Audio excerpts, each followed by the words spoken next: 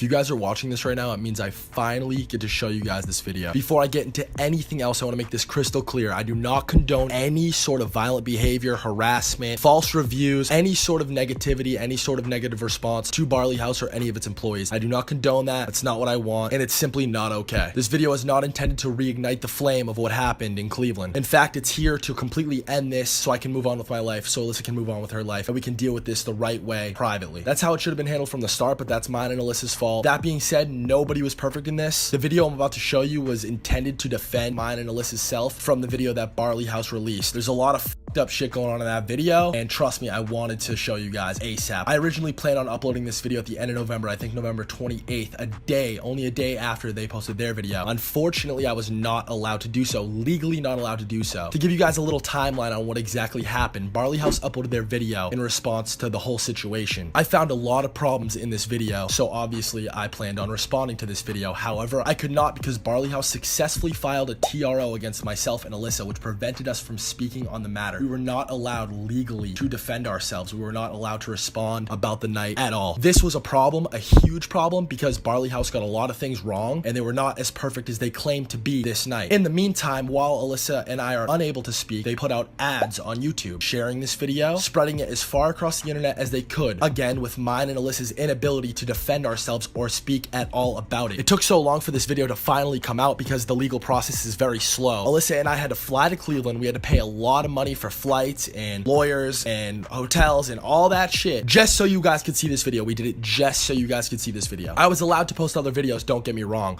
I could have went on with my life and pretended like nothing happened, but that was a huge problem for me because that's just not who I am. More often than not, YouTubers will go about their life, pretend like nothing happened if shit gets too hot. I could not do that. I could not have anyone thinking that this side of the story was the only side of the story. I had to share this with you guys. I'm more excited than anything to just be able to show you guys this. It took so much time, more work and effort and time and money went into this video than anything by far on my channel, Alyssa's channel. This was so hard to get out to you guys. Washington Post did a pretty interesting article on the matter, and before I had even seen this, that's exactly how I felt about the matter. They talk about how my freedom of speech is potentially being violated in all this. That's exactly how I felt. I had to sit by the sidelines and have a whole bunch of people think that this happened like the way that they said it did when it didn't at all happen like that. I was patient, I respected the legal process, and we finally got it reversed. Without further ado, enjoy the video.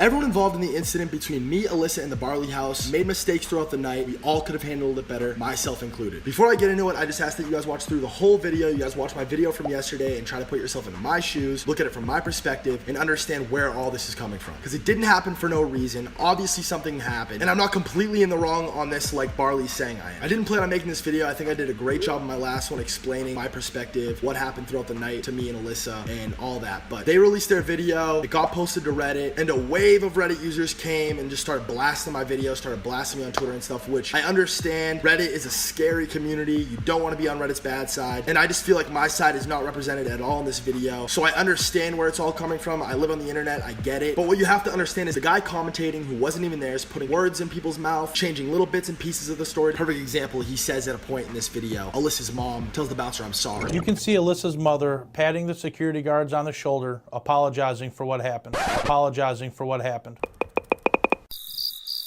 There's no sound in this. You're completely making that up. That's not part of the story. She never said sorry. She's just as mad, if not the most mad, about the situation. And I'm gonna break it down for you guys and explain to you guys what's going on, what's actually going on. Before I do that, I do want to break down what I did wrong. I want to break down what Barley did wrong. I want to break down the past of Barley to support my claims that this isn't a perfect establishment. I'm also going to break down the security footage and give you guys my perspective. For those of you guys who do have my back and do know me and love me, I thank you so much. Me and Alyssa couldn't appreciate it more. We fucking love you guys. Honestly, like, you're the only thing we have right